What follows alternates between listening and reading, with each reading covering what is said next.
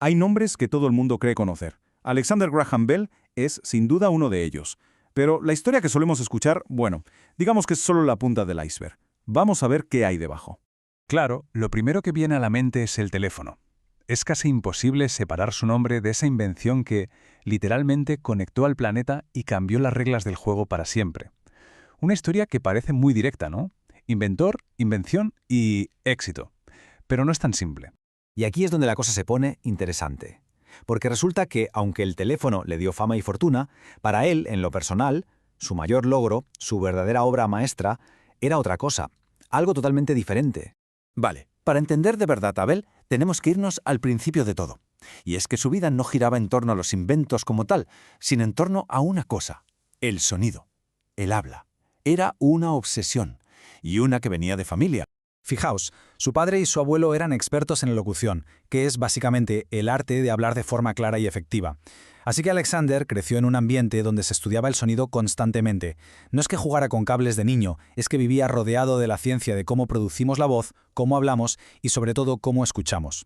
Nació en Escocia en 1847 y ya desde pequeño tenía esa curiosidad científica.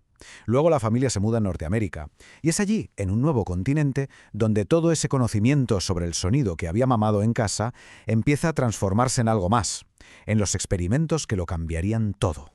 Y claro, con toda esa base, con toda esa obsesión por el sonido, llegó el momento que todos conocemos. Ese instante en el que una idea, una chispa, lo cambió absolutamente todo.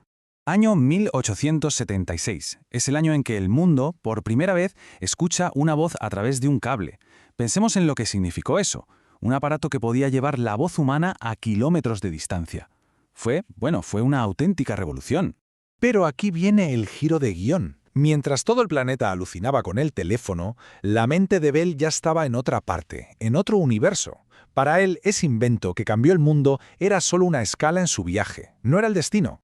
Y ahora vamos a conocer esa otra invención, la que él de verdad consideraba la joya de la corona de su carrera. Un aparato mucho menos famoso, pero que estaba, increíblemente adelantado a su tiempo.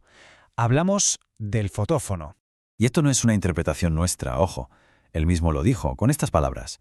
Para Alexander Graham Bell, el fotófono era su creación más importante, la más brillante. La idea es brutal. Pensemos un momento en esto. En lugar de usar cables, Bell consiguió enviar la voz humana por el aire, montada en un rayo de luz, o sea, hablar usando la luz. Para la época, esto era pura ciencia ficción. Y aquí está la clave de por qué era tan revolucionario. Esa idea de transmitir información con luz es, ni más ni menos, el principio de la fibra óptica, sí, la misma tecnología que hoy nos permite tener internet de alta velocidad en casa. Bell se adelantó casi 100 años, es sencillamente impresionante. Pero es que la cosa no acaba ahí. Su mente era un hervidero de ideas. Bell no era solo el señor del teléfono. Era un inventor total, con una curiosidad que lo llevó a meterse en campos que no tenían absolutamente nada que ver con la comunicación. Atención a esta historia porque es de película. En 1881 disparan al presidente de Estados Unidos, James Garfield. La bala está alojada en su cuerpo y no la encuentran. ¿Y qué hace Bell? Pues se encierra en su laboratorio y a toda prisa inventa uno de los primeros detectores de metales de la historia para intentar localizar la bala y salvarle la vida. Una mente brillante trabajando a contrarreloj.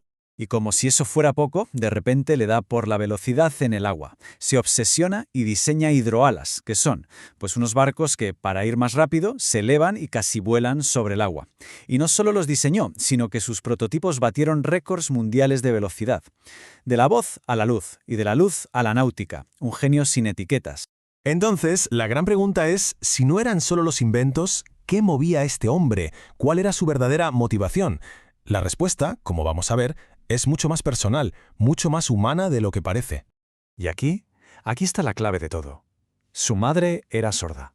Su mujer también era sorda. Esto no era un detalle más en su biografía, era el centro de su mundo. Antes que inventor, Bell se consideraba a sí mismo un profesor, un logopeda. Su verdadera misión, la que le movió toda la vida, fue la educación de las personas sordas.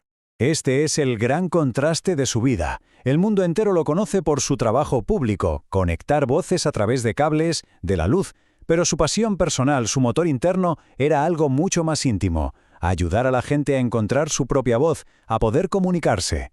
Y creo que esta frase lo resume todo a la perfección. Su objetivo final no era solo una cuestión de oír, era una cuestión de ayudar a los demás a ser oídos.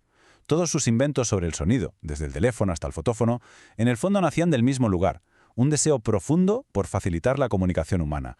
Al final, la historia de Bell nos deja una lección muy potente, que las pasiones más profundas y personales son las que a menudo nos llevan a los descubrimientos más inesperados. Y eso nos deja con una pregunta para pensar. ¿Cuál es esa curiosidad que nos impulsa a cada uno de nosotros a crear, a explorar, a querer entender un poco mejor el mundo que nos rodea?